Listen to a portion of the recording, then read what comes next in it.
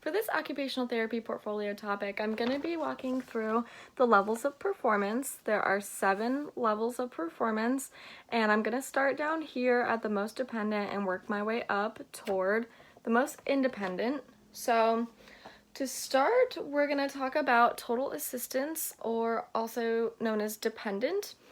This person is expending less than 25% of the effort to do the activity that you're assessing. They may lack the necessary strength or mental capacity to initiate or complete the task. They may also be unable to do this safely.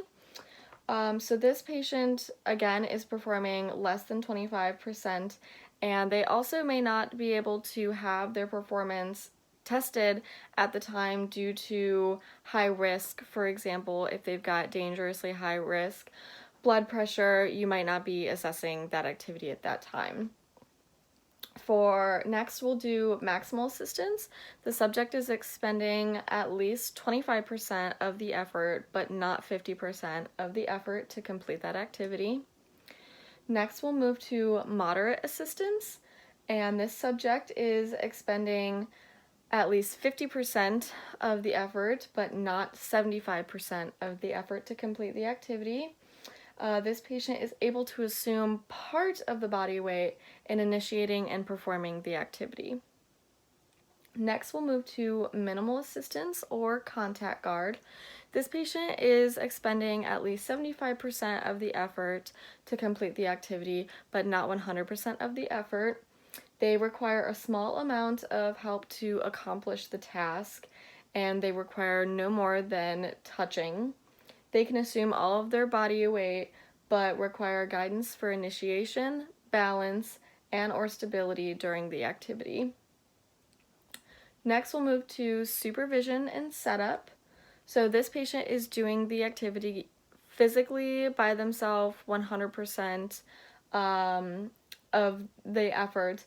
They require no more than standby help or somebody to provide some cueing, and there's no physical contact, but this person may also require somebody to help them set up the needed items or to apply orthosis.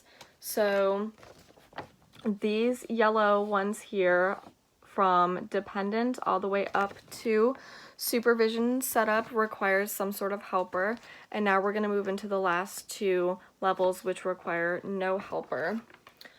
So we've got modified independence, and this person is again doing this task 100% by themselves, but they may require some sort of assistive device to complete the activity. It may take them more time, and again, no manual assistance or helper is needed. So you would use this level anytime you've made a change to the activity, even just including how much time they need, if they need extra time to complete the activity. Anytime you would change the activity from the way it is performed normally, it would be modified independent. And lastly, we have complete independence. This person is doing the activity 100% by themselves.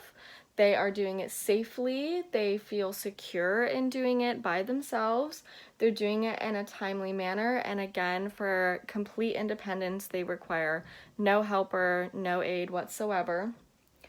So one thing regarding assistance to note is that your client may require more than one person to help with assistance, and they may require varying amounts of assistance. For example, they may need max assistance for doing some sort of upper body activity, but may only require minimal assistance for the activity for lower body. So you should always document the type of activity, the number of people required for assistance, and the amount of assistance given by those assisting.